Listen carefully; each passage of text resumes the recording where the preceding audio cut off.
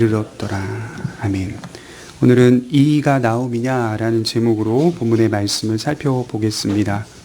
우리는 지난 시간에 이해할 수 없는 선택과 결정을 내린 룻을 보았습니다. 고향으로 가족에게로 돌아간 오르바의 선택이 인간적으로 볼 때에는 분명히 현명한 선택임에도 불구하고 성경은 룻의 선택이 특별하고 위대한 선택이었음을 말해주고 있습니다. 이것만 보더라도 성경의 기록 목적과 방향이 인간을 향한 평가와 판단이라고 하는 것이 지금 당장 어리석은 선택처럼 보이나 또 어리석은 선택을 할 수 있는 사람의 모습처럼 보이나 사실 인생은 지금 당장 판단할 수 있는 문제는 아니다라고 하는 부분을 생각하게 되는 겁니다. 누가 성공했냐, 누가 실패했냐, 누가 잘 살았냐, 누가 잘 살지 못했느냐라고 하는 판단의 기준은 인간 스스로가 세우는 것이 아니라 하나님의 긴 역사 속에서 하나님만이 평가하고 판단할 수 있는 문제다. 그 과정 속에서는 분명 믿음의 사람의 신실한 인내와 또 신실한 소망이 있기는 하나 그럼에도 불구하고 현재를 살아가는 지금 그 순간에 우리가 쉽게 경솔하게 그 사람을 향하여 평가하거나 판단해서는 안 된다라고 하는 부분을 좀 발견하게 되는 것이죠. 그렇다면 룻이 시어머니를 선택하고 시어머니의 백성을 선택한 이유는 무엇 때문이었다고 말씀드렸습니까? 바로 룻의 믿음 때문이었다고 하였습니다. 룻은 단순히 시어머니만을 사랑해서가 아니었습니다. 시어머니가 섬기고 있는 여호와 하나님, 시어머니의 백성들이 섬기고 있었던 여호와 하나님은 모압의 여러 우상들과 다르다는 것을 분명히 깨달았습니다.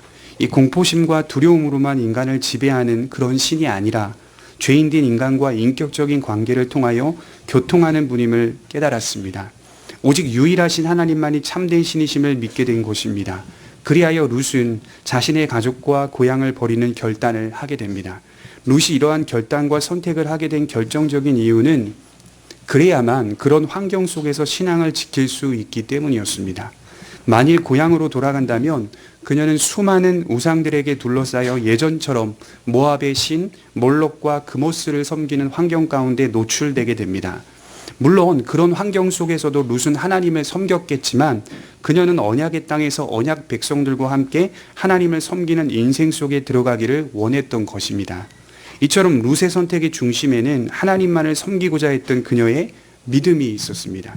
그리고 그런 신앙을 지켜내기 위해서 바람직한 환경을 조성해 갔던 것입니다. 그 환경이 바로 언약의 땅에 들어가서 이스라엘 백성들과 함께 같은 신앙의 원칙과 기준 속에서 살기를 바라고 소망했던 것입니다. 어떻게 보면 그녀의 선택과 결단 속에 본토 친척 아비집을 떠났던 아브라함이 떠오릅니다. 하나님이 지시하는 땅으로 갈 바를 알지 못하고 떠났던 아브라함의 선택처럼 룻은 여성으로서 아브라함과 같은 모습을 그려내고 있습니다. 그래서 여성 아브라함 하면 성경은 룻이라고 말할 수가 있습니다. 우리가 여기서 발견할 수 있는 것은 믿음은 그냥 마음으로만 믿기만 하면 되지라고 답할 수 없다는 겁니다. 믿음이란 마음으로 믿고 내가 살아가는 삶의 모든 환경들을 조성해 가야 합니다. 마치 작은 텃밭을 가꾸듯이 믿음이란 우리 환경을 조성하고 가꾸어 가는 겁니다. 오늘 하나님을 믿노라고 결단한다면 우리는 그런 환경이 되도록 애를 써야 합니다. 예수를 믿으면 믿음의 환경을 조성하지 않고서는 이 불의한 세상 속에서 진리의 길을 걷기 어렵습니다. 그런 사람들과 함께 교제해야 되고요. 그런 신앙의 공동체 아래 들어와야 되고요. 그런 신앙의 원리와 원칙과 기준들을 마음에 새기고 살아가야 합니다. 어떻게 해서든 그런 영향을 받을 수 있는 사람과 관계와 사건과 상황들을 조성해 가야 합니다. 왜 그렇습니까? 인생을 살아보니까 이 불의하고 험악한 세상 속에서 믿음을 지켜내는 것이 너무 어렵습니다. 너무 어려워요. 우리도 모르는 사이에 순식간에 안 믿는 사람처럼 행동할 때가 너무 많습니다. 여러분 수십 년 신앙생활 했다고요? 몸에 뵌 것처럼 보이시죠? 아닙니다. 우리의 죄성은 30년 신앙생활 했어도요. 믿지 않는 사람들과 토닥토닥 어울리고 그들과 함께 동화되며 그들의 말에 순응하다 보면 우리도 모르는 사이에 그 30년 신앙생활 했던 것들 다 잊어버립니다.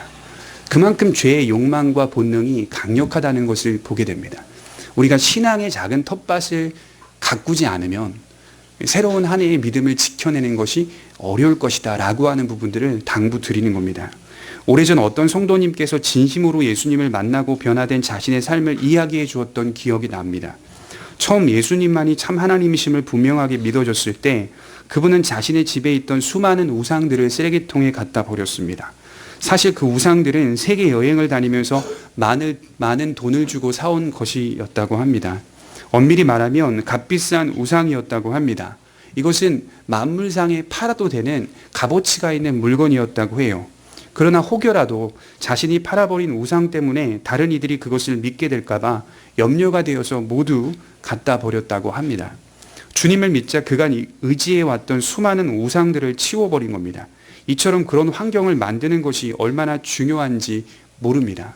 여러분, 야곱이요, 외삼촌 라반의 집에서 자기의 아내와 자식들을 데리고 다시 본토 고향집으로 돌아올 때 뭐 갖고 나오죠? 그 아내가 드라빈 갖고 나오죠. 폐기 처분을 못하는 거예요. 불안하고 심리적으로 굉장히 힘드니까, 두려우니까. 예수 그리스도를 온전히 믿고 그 안에서 참된 하나님이심을 발견하게 되면 믿는 신자는 그러한 것들을 결단하고 다짐하여 끊어내야 할 필요성이 있는 것이죠. 그렇지 않고서는 그것이 우리의 인생 속에 계속해서 올무가 됩니다. 올무가 돼서 우리의 신앙생활을 하지 못하도록 방해하고 회방을 한다는 것을 볼 수가 있습니다. 여러분, 예수님을 믿으면 그런 결단이 좀 있어야 합니다. 그런 환경을 만드는 것이 얼마나 중요한지 모릅니다. 인간이라고 하는 것은 듣는 거나 보이는 것에 얼마나 많은 영향을 받는지 모릅니다. 그래서 우리는 할 수만 있다면 이런 환경들을 조성해야 할 것입니다. 운전을 하고 가다가 이렇게 라디오를 자주 듣는데요. 라디오를 틀으면 이제 가끔씩 제가 어린 시절에 좋아했던 대중가요들이 막 나와요. 영화 OST나 드라마 OST. 뭐 그런 OST 같은 거 한번 들으면 아침부터 저녁까지 귓전에 맴도는 거예요. 찬송가 한번 들었다고 저녁까지 귓전에 맴돌지 않더라고요. 세상에 있는 것들 들으면요, 귓전에 하루뿐만이 아니라 그 다음날 아침에 일어나도 귓전에 맴들어요. 세수하면서도 흥얼흥얼대게 되고 엄청난 영향력이 있는 거 아닙니까? 그만큼 우리의 환경이 믿음 안에 조성하지 않으면 세상이 그만큼 강력한 모습으로 우리에게 다가올 수 있다는 겁니다. 물론 뭐 가요를 듣는 게 죄냐, 그렇지 않습니다. 들을 수 있어요. 근데 제가 말씀드리고자 하는 것은 그만큼 영향력이 강하다라고 하는 사실을 말씀드리는 거예요. 생각해 보니까 세상 사람들 중에서도 어떤 경우 오늘 룻과 같이 매우 비합리적인 선택과 결정을 하기도 합니다. 꼭 그리스도인들만 이상한 선택과 결정을 하는 것만도 아닙니다. 신문에 보니까 전문 등산가가 가족들의 반대에도 불구하고 그 높은 산을 등정하고자 집을 떠났던 이야기가 실려 있습니다. 그리고 그는 정말 안타깝게도 그 산에서 목숨을 잃었습니다. 그의 선택은 인간적으로 보아도 매우 위험하고 매우 비합리적인 선택을 한 겁니다. 여러분, 그의 기준은 무엇입니까? 자녀들이 만류하였고 아내가 만류했음에도 불구하고 왜 그는 이 비합리적인 선택을 하며 꼿꼿이 그 길을 결정하고 있냐 이 말이죠. 그의 기준은 무엇입니까? 믿음 때문이었습니까? 아니죠. 이런 경우는 그의 모험심 때문에, 그의 성취욕 때문에, 그의 명예욕 때문에, 그 자신의 만족감 때문에 그러한 비합리적인 선택을 하고 있다, 이렇게 말씀을 드리는 거죠. 룻과는 전혀 다른 겁니다. 이처럼 세상 사람들 중에서도 이해할 수 없는 선택과 결정을 하기도 합니다. 그러나 그들이 아무리 이해할 수 없는 선택과 결정을 했다 하더라도 궁극적으로 인정받을 수 없는 이유는 그 선택이, 그 결정이 하나님과는 아무 상관이 없었기 때문입니다. 하나님 없이 택하고 결정하는 모든 것들은 그 수준이 자신의 만족을 위하는 정도로만 평가받을 수 있습니다. 인간이 엄청난 대단한 선택과 결정을 했다 하더라도 그 선택과 결정 속에 하나님 없이 하는 선택과 결정이었다면 그 평가의 수준을 아무리 높인다 하더라도 결국 자신의 만족을 위하는 정도로밖에는 평가할 수 없는 것이죠. 그러나 룻의 선택과 결정은 하나님께 인정받는 것이었고 하나님의 축복이 기다리는 선택이었습니다. 엄청난 차이가 있죠. 그 어려운 형편과 처지 속에서 충분히 고향으로 돌아가 사랑하는 아버지, 사랑하는 어머니, 사랑하는 형제들을 만나 사는 것이 훨씬 더 바람직한 선택일 텐데 그보다는 약속의 땅을 선택한 겁니다. 왜 그러죠? 돌아가면 당장의 우상의 환경에 둘러싸여 살 텐데, 돌아가면 당장에 그런 우상을 숭배하는 많은 사람들과 함께 어울려 산다는 것 자체가 그에게는 허락되지 않았다는 겁니다. 그것이 바로 룻의 기준이었어요. 이제 그 이후의 이야기가 기록되어 있습니다. 19절에 보면 이에 그 두 사람이 베들레헴까지 갔더라. 베들레헴에 이를 때에 온 성읍이 그들로 말미암아 떠들며 이르기를 이가 나옴이냐 하는지라. 나오미와 룻이 베들레헴으로 돌아오자 베들레헴의 온 성읍이 소동이 일어난 것이죠. 아주 떠들썩하게 소동이 일어난 겁니다. 추정하건대 그만큼 나오미의 가정이 유력한 집안이지 않았을까라는 생각이 듭니다. 물론 고대 사회는 공동체 생활이 매우 두터웠기 때문에 10년 이상 나갔다가 돌아온 나오미 소식을 들었을 때 모두가 환영했을 것이고 모두가 궁금해했을 것입니다. 그러나 조금만 더 읽어보면 단순히 나오미 가정이 평범한 가정 이상이었을 것이라고 발견되는 구절들이 많이 기록되어 있습니다. 21절이 말하고 있듯이 내가 풍족하게 나갔더니 라는 말씀 속에서 우리가 알 수 있듯이 나오미의 가정은 가난하고 무력한 집안은 아니었을 것으로 판단됩니다. 이제 많은 사람들이 몰려들었어요. 그간 어떻게 지냈는지 어떤 형편과 처지가 됐는지 궁금하여 몰려들었습니다.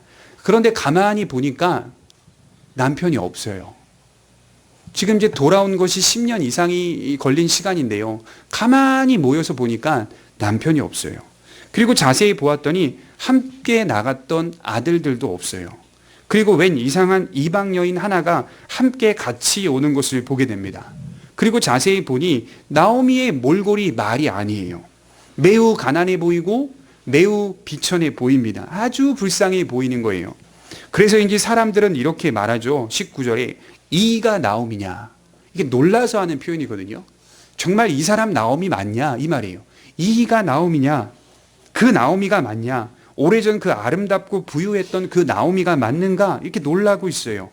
저는 이 모습 보면서 정말 인생사를 잘 보여주고 있는 한 장면이라고 생각합니다. 믿지 않는 사람들조차도 인생이란 무상이라 하여서 인생 무상이라고 합니다. 사람 인 날생 없을 무에 항상 상. 인생 무상, 인생의 모든 일들이 헛되고 헛된 것이 아닌가, 덧없는 것이 아닌가라는 의미가 바로 인생 무상입니다. 그런데 이 인생 무상이라는 말의 한자의 의미를 깊이 들여다보니까 이 말이 나오게 된 배경이 있어요. 그 배경은 뭐냐면 인생이란 너무 변화가 심하기 때문에 무엇 하나 예측하거나 보장을 받을 수 없다라고 하는 배경에서 인생 무상이 나온 거예요. 인생이란 무엇이냐? 도저히 예측이 불가능하다. 무엇 하나 내 미래가 보장되어 있지 못하다. 왜? 변화가 너무 심하니까요. 인생이 변화가 너무 심하니까 인생 무상이라는 말이 거기서 나왔다고 합니다. 도저히 예측할 수 없는 인생이기 때문에 인생 무상이라는 말이 나왔습니다. 오늘 아주 부유한 사람이 내일 아주 가난한 사람이 될 수 있는 게 인생입니다. 오늘 가난한 사람이 내일 부유한 사람도 될 수 있는 가능성이 있는 게 인생입니다. 오늘 건강한 사람이 내일 아픈 사람이 될 수 있습니다. 장수할 것만 같은 사람이 내일 초상을 치를 수도 있습니다. 인생이 변화가 너무 심해요. 이처럼 변화가 심합니다. 무엇 하나 보장받을 수 없는 게 인생입니다.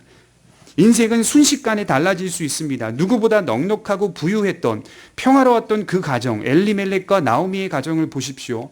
남편의 이름의 뜻이 뭐죠? 엘리멜렉, 나의 왕이다. 누가요? 하나님은 나의 왕이시다. 이런 뜻이에요. 아내의 이름의 뜻은 뭡니까? 나오미, 즐거움과 기쁨이라는 뜻이에요. 즐거움과 기쁨.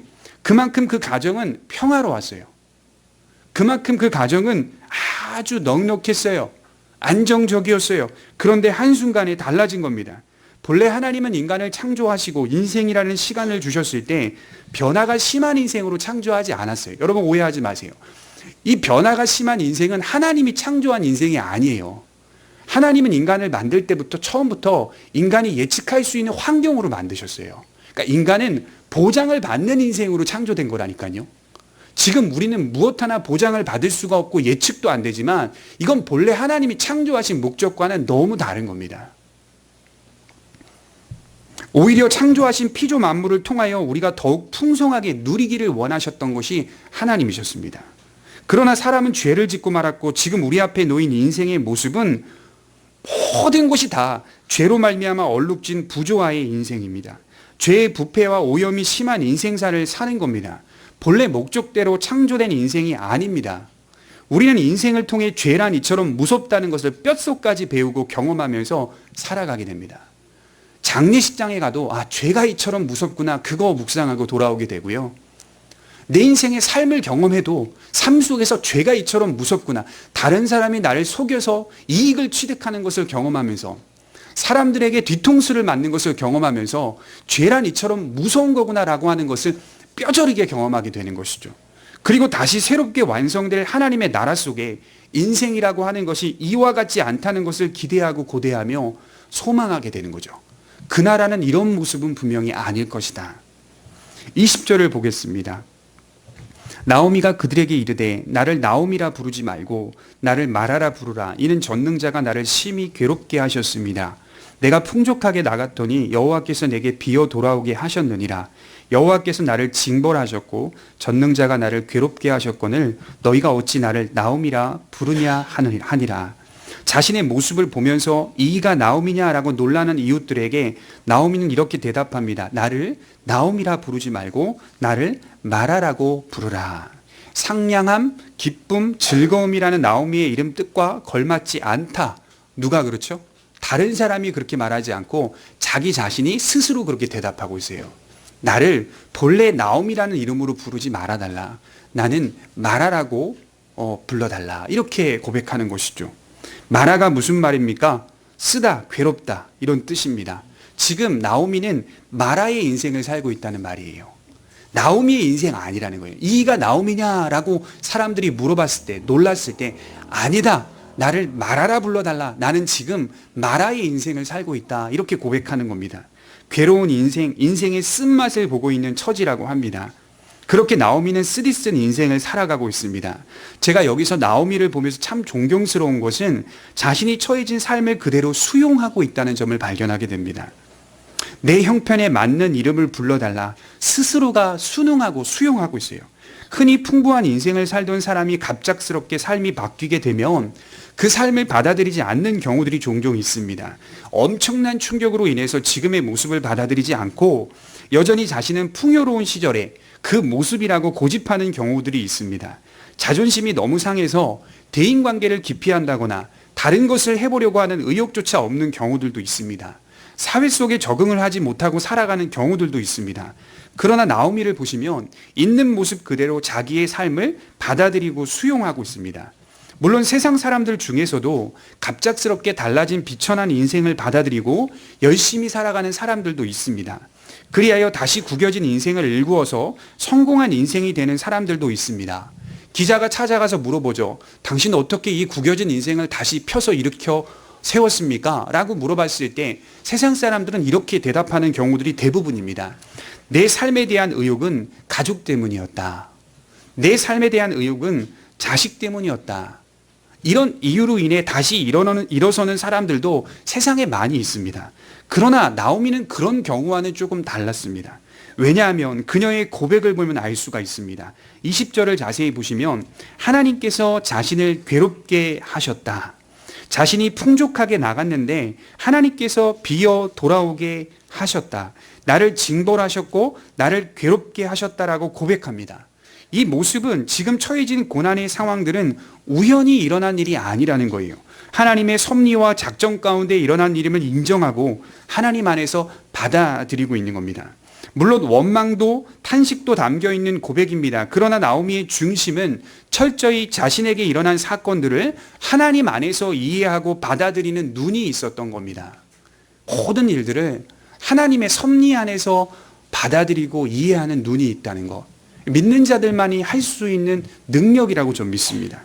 욥기 5장 17절에 보면 욥이 고통을 받던 도중에 이런 고백을 해요. 들어보세요.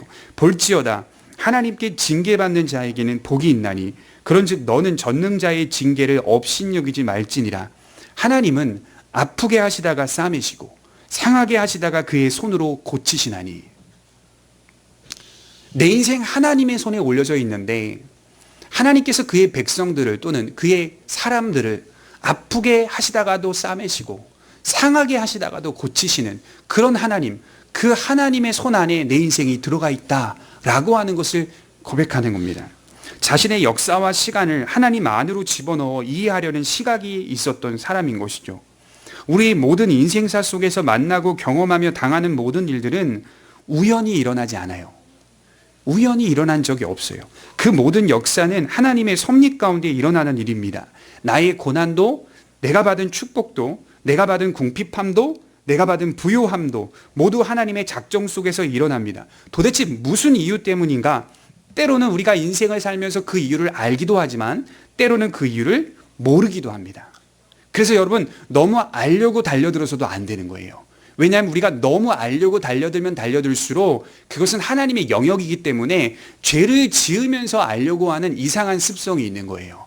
무당을 찾아다닌다거나 점집에 간다거나 이상한 행동들을 자꾸 하는 거예요. 모르는 일들도 너무 많아요. 그러나 때로는 아는 일들도 하나님께서 우리에게 허락해 주신다는 거죠. 그러나 분명한 사실은 믿는 자들에게 일어나는 모든 일들은 우연이 없습니다.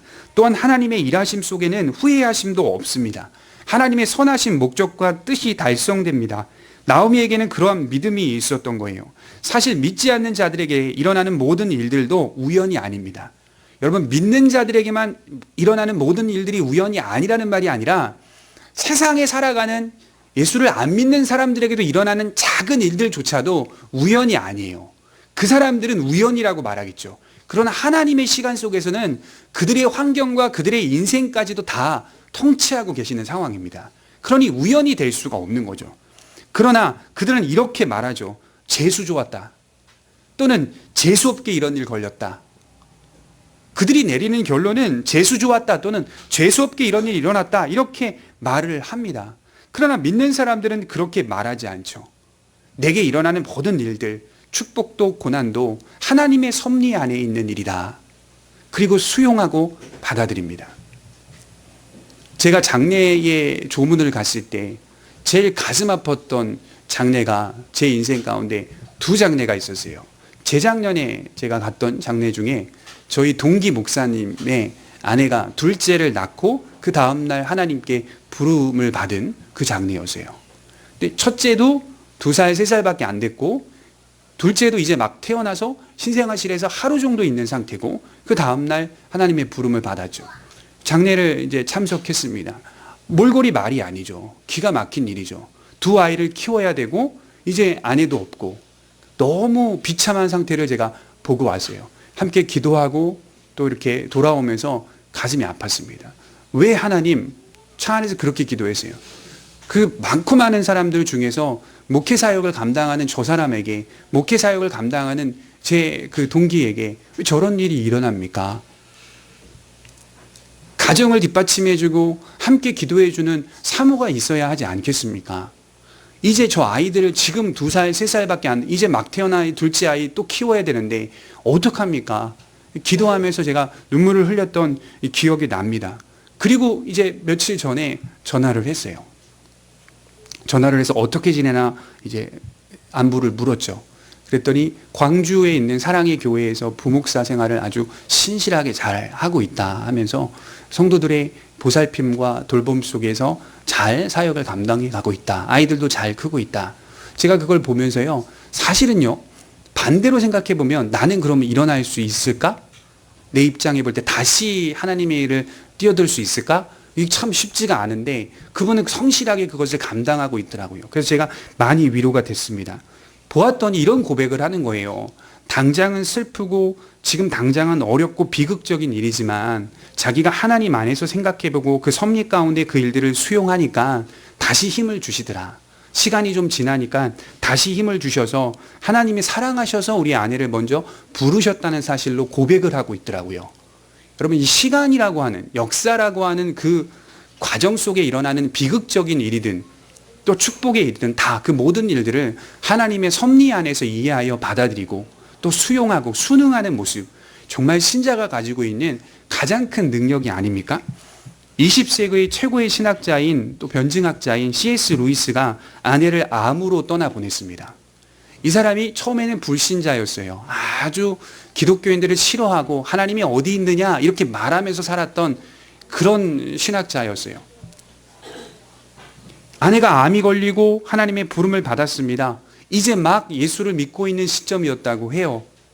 그러면 본인이 너무나 이상한 것을 경험한 거예요. 뭐냐면 비극을 경험하면 환난을 경험하면, 엄청난 고통을 경험하면 사실은 상식적으로 볼 때 신앙을 잃어버리는 게 맞다는 거예요. 그렇지 않겠어요? 이해가 되지 않는 이상한 아주 큰 비극을 경험하면 사실은 신앙을 버리고 교회를 떠나는 게 더 맞다는 거예요. 상식적으로 보면. 근데 자기가 하나님을 믿고 예수 그리스도를 영접하고 나서 그 일들을 겪고 자기가 경험한 건 뭐냐면 비극을 통하여서 오히려 신앙이 성숙하고 성장하고 있다는 것을 발견했다는 거예요. 그리고 성경에 매진하고 여러 신학 서적들을 읽고 통달하는 신학자가 된 겁니다. 믿음의 사람이라고 하는 것이 내 마음에, 내 영혼에 하나님의 만지심이 있는 사람은, 거듭남의 역사가 있는 사람은 오히려 비극을 통하여 성장하더라. 비극을 통하여 신앙을 잃어버리는 것이 아니라 신앙이 성장하고 성숙하더라. 그 부분을 발견하면서 그가 쓴 모든 책들이 다 이런 변증학적인 책들이에요. 기독교만이 유일하다.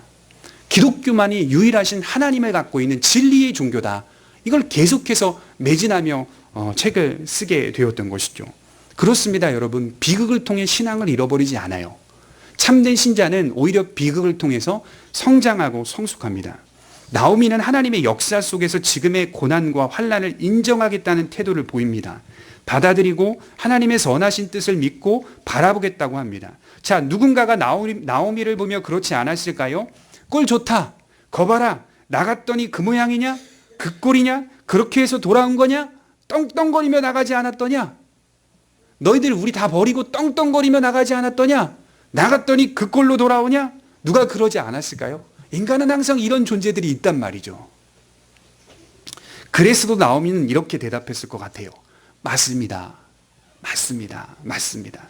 싸우려 들지 않았을 겁니다. 마태복음 15장에 보면 자신의 딸이 귀신 들려 괴로우니 고쳐주시기를 간절히 바라는 가나안 여인에게 예수님은 이렇게 말씀하셨어요. 자녀의 떡을 취하여 개들에게 던짐이 마땅하지 아니하다. 지금 내 딸이 귀신 들렸거든요. 근데 주님이 내가 사는 동네를 지나가니까 당연히 자기의 마음에 내 딸 고쳐달라고 간절히 주님 발목 잡고 애원하지 않겠습니까? 그렇게 찾아가서 간절히 부탁을 했는데 예수님 이렇게 대답하는 거예요. 단방에 거절하시면서 자녀의 떡을 취하여 개들에게 던짐이 마땅하지 아니하다. 나는 이방인을 위하여 오지 않았고 유대인들을 위하여 왔다. 이렇게 말씀을 하는 대목입니다. 조금 더 극단적으로 말하면 나는 개들에게는 떡을 주지 않는다. 이렇게 말씀을 하는 거예요. 그 당시의 환경과 배경은 가나안 민족이나 이방 민족들은 개, 돼지로 보는 그 옳지 않은 문화와 관점이 있었다는 말이에요. 그들에게 주님은 은총을 베풀고 싶지 않다. 이렇게 말씀을 하는 겁니다. 일부러 주님은 그녀의 심기를 건드렸어요. 그녀의 자존심을 건드렸어요. 그런데 그녀는 이상한 대답을 합니다. 마태복음 15장 27절에 여자가 이르되 주여 올소이다마는. 맞습니다. 저는 주님이 그렇게 말씀하시는 개와 같은 존재입니다. 이렇게 대답을 하고 있어요. 올소이다마는 개들도 주인의 상에서 떨어지는 부스러기를 먹나이다. 이게 엄청난 대답 아닙니까? 실수로 떨어지는 그 부스러기의 은총조차도 개들도 먹지 않느냐. 그렇게 고백을 하고 있어요. 그때 예수님께서 이제서야 이렇게 대답하십니다. 여자여 내 믿음이 크도다. 내 소원대로 되리라 하시니 그때로부터 그의 딸이 나으니라. 예수님은요 그 여인의 믿음을 정확하게 알고 계셨어요. 심기를 건드려도 그가 돌아가지 않을 거라는 걸 알고 계셨어요. 그의 자존심을 건드려도 그가 돌아가지 않을 거라고 알고 계셨어요. 그런데도 불구하고 왜 예수님이 이렇게 옳지 않는 말들을 꺼내셨을까요? 그 주변에 있는 많은 유대인들을 보라. 유대인들아 보라. 너희는 믿는다고 하고 너희는 거룩한 백성이라고 말하고 너희는 언약 백성이라고 말하면서도 이 여인의 믿음만도 못하다라고 하는 것을 드러내기 위해서 예수님은 그 방법을 사용하신 겁니다. 이처럼 참되게 믿는 자들은 교만하지 않습니다. 내게 주어진 모든 상황을 있는 그대로 받아들이고 수용하며 하나님의 긍휼을 구합니다. 이와 같은 믿음의 자세가 우리에게 있어야 합니다. 우연히 일어난 일이 아닙니다. 하나님의 섭리 속에 일어난 일입니다. 하나님의 시간 속에 있는 일입니다. 이 믿음이 우리에게 있어야 할 줄 믿습니다. 낮추시면 낮추어지는 자세를 가져야 되고 높이시면 높아지는 자세를 가지면 됩니다. 그저 우리는 믿음 안에서 하나님의 섭리에 순응하는 자세가 있어야 합니다. 창세기를 보면 이러한 인생을 살았던 대표적인 사람이 바로 요셉 아니겠어요? 낮추실 때 진실로 낮추어집니다. 그리고 높이실 때 진실로 높아집니다. 거기에는 교만이 끼어들 공간이 없습니다. 자연스러움이죠. 자연스러움. 낮추시는 환경을 허락하실 때에는 낮추어져서 그 자리에서 충성스럽게 사명을 감당하고, 높이실 때는 높아진 자리에서 그 통치의 자리에서 충성스럽게 사명을 감당하는 사람, 믿는 사람 아닙니까? 그래서 성경은 고난도 유익이다 이렇게 말하고 있어요. 하나님은 우리들이 겪는 고난과 환난의 시간 속에서 무슨 일을 하실까요? 내가 지금 겪고 있는 환난과 고난의 시간 속에서 무슨 일 하실까요? 성경은 하나님이 하시는 일은 하나인데 그것은 하나님 자신으로 채우시는 일을 한다 이렇게 말합니다. 고난과 환난 속에서 하나님은 하나님 자신으로 채우시는 일을 하는 겁니다. 그동안 만족했던 내 환경과 상황이 아니라, 그것으로 채우는 인생이 아니라 하나님 자신으로 채우시는 인생을 보여주십니다. 고난의 시간은 항상 하나님 자신으로 우리 마음을 채우는 시간입니다. 나오미는 21절에 비어서 돌아왔다 이렇게 말하지만 그 고백 속에는 또 다른 채움이 있는 거예요. 그 고난의 시간을 통해 하나님이 채워지고 있었던 겁니다. 고난은 하나님으로 채워지는 시간이다 라고 하는 점을 기억하셨으면 좋겠습니다. 로마서 5장 2절을 한번 찾아보겠습니다. 로마서 5장 2절입니다.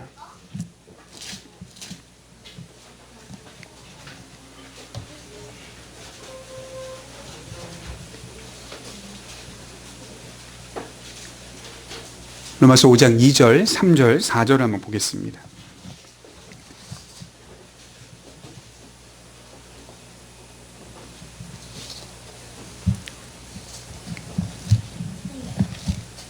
같이 읽겠습니다. 시작. 또한 그로 말미암아 우리가 믿음으로 서 있는 이 은혜에 들어감을 얻었으며 하나님의 영광을 바라고 즐거워하느니라. 다만 이뿐 아니라 우리가 환난 중에도 즐거워하나니 이는 환난은 인내를, 인내는 연단을, 연단은 소망을 이루는 줄 알미로다. 우리 인생의 구조가 보이죠? 하나님이 그 자신으로 우리에게 채워주시는 역사와 그 인도의 방식은 이런 방식으로 나타나는데, 은혜에 들어가게 하시고 영광을 바라고 즐거워하게 하시는데, 환난과 인내와 연단과 그리고 소망으로 이루어지게 하는 과정을 허락하신다는 것이죠. 이게 바로 하나님 자신으로 채워지는 하나님의 인도 방식입니다. 이것이 하나님 자신으로 채우신다는 의미입니다. 나오미와 같이 괴로움만 남은 인생이라 하여도 그 인생 이면에는 하나님 자신으로 채워가시는 하나님의 풍요로움이 있습니다. 한 해 우리 인생이 어떻게 나타나고 보여질지 우리는 알 수 없습니다. 그러나 이것은 고백하셔야 돼요. 신자에게 일어나는 축복이 됐든 고난이 됐든 그 모든 일들은 다 유익한 겁니다. 하나님 하나도 낭비하지 않고 그 모든 일들을 잘 정리하시고 모으셔서 그것이 다 귀한 유익의 시간이 될 수 있었다는 사실을 나타내 보이십니다. 그리고 그 유익은 반드시 다른 무엇이 아닌 하나님 자신으로 채워지는 것으로 만족감을 누리게 하시는 하나님의 인도 방식으로 나타나게 되는 겁니다. 저는 오늘 말씀을 읽으면서요, 룻기 1장 22절 마지막 구절이 참 위로가 되더라고요. 22절을 보면 이렇게 마무리하고 있어요.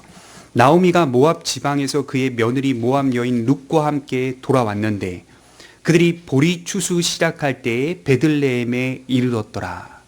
그들이 어느 때에 이르렀다고요? 추수할 때, 보리 추수 시작할 때에 베들레헴에 이르렀더라. 저는 이 마지막 말씀을 보면서 그들이 베들레헴에 도착한 때가 보리 추수 시작할 때다, 바로 풍성한 시기에 도착하게 되었다는 것을 보면서 비어 돌아온 그들에게 하나님의 축복으로 다시 채우시는 그분의 손길을 암시하고 있는 말씀이라고 생각합니다. 그래서 실제로 22절 이후부터는 하나님이 채워가시는 역사로 뒤바뀌게 됩니다. 하나님의 손길로 23절부터 채워가시는 방식과 과정으로 룻기가 펼쳐지게 되는 것이죠. 우리 모든 삶이 이처럼 룻의 채워짐과 같이 하나님의 채워짐이 있기를 간절히 축원합니다. 기도하겠습니다.